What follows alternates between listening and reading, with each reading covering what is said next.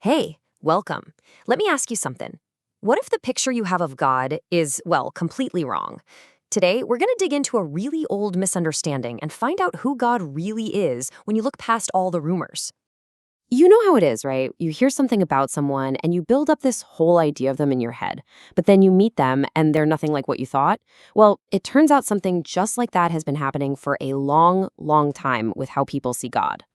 And this has led to a really big mix-up, a huge misunderstanding that's painted a picture of God that just isn't the real deal.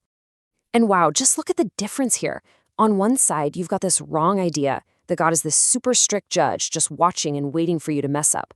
But the truth? It's the complete opposite. He's full of compassion, he's kind, he's merciful, and he's incredibly patient and forgiving. I mean, it makes sense why people would want to run away from that first idea, right? Who wants to be around a tough rule keeper all the time? It just feels heavy. So how did people start to see the truth? Well, it all started when a few key people got to see who God really was firsthand. And our first witness is a guy named Moses. He got caught in a situation that really put God's true character on display, and what he saw changed everything. Okay, so picture this. The people of Israel are literally on the edge of getting everything they've ever been promised.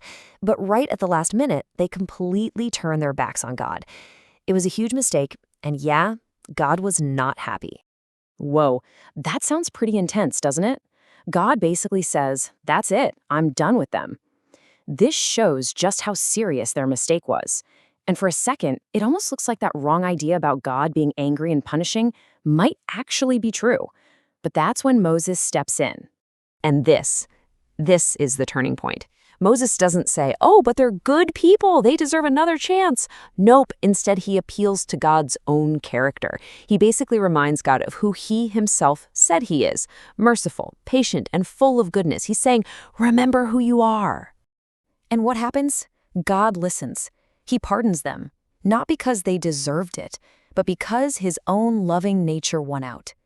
This moment is huge. It shows us that God's default setting isn't anger. It's love and forgiveness. So Moses saw God's character during a big crisis. But what happens when someone comes face to face with God's perfection? Well, let's see what happened with the prophet Isaiah. He got a front row seat. So Isaiah has this incredible vision where he's right there in God's holy temple. He sees how pure and amazing God is, and suddenly he just feels totally messy and full of mistakes. He's absolutely convinced he's toast. But then, the complete opposite of what he expects happens. Instead of being zapped, an angel comes and tells him that all his mistakes, all his sin is gone, wiped clean. God's first reaction wasn't to punish, it was to heal and forgive. Now, to help Isaiah explain this amazing experience, God gives him a really powerful picture. He starts by describing our mistakes, our sins, as being scarlet. Like a deep red stain that seems impossible to ever wash out. And here's the best part of the picture. Even if our mistakes are as bright and permanent looking as a scarlet stain, God's forgiveness can make them as pure and clean as brand new snow. That means there's no mistake so big that he can't completely wipe it away. And that's when it all clicked for Isaiah. He realized God wasn't some strict judge just looking for flaws to punish. No, he was more like a great healer whose number one goal is to fix what's broken inside of us and make us whole again. So, what does all this mean for us right here, right now? Well, everything that Moses and Isaiah learned leads to one thing, a personal invitation. For you, for me, for everyone. So how do we accept this invitation? Isaiah lays it out in a few simple steps. It's not complicated. You just look for God, you call out to him, you decide to turn away from the stuff that's hurting you, and you come back. And the promise is right there. He will have mercy.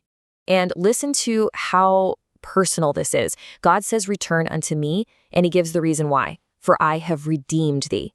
He's basically saying, I've already made a way for you to come back. The door's wide open. Just come home. But maybe there's that little voice in your head that says, yeah, but you don't know what I've done. I've messed up way too much. I'm just not good enough. That's such a common feeling, and it's one of the biggest things that keeps people from experiencing this love. So what's the final answer to that fear? It's this powerful, rock-solid promise from Jesus himself. It doesn't matter who you are, what you've done, or how messy you feel. If you come to him, he will not turn you away. ever. That's a guarantee. So that leaves us with this final thought. Knowing this, that God is a great healer, full of love, who will never turn us away, what's one thing we can do differently? How does that change the way we think, or the way we live, or even the way we talk to him? It's definitely something to think about. Thanks for joining me for this explainer.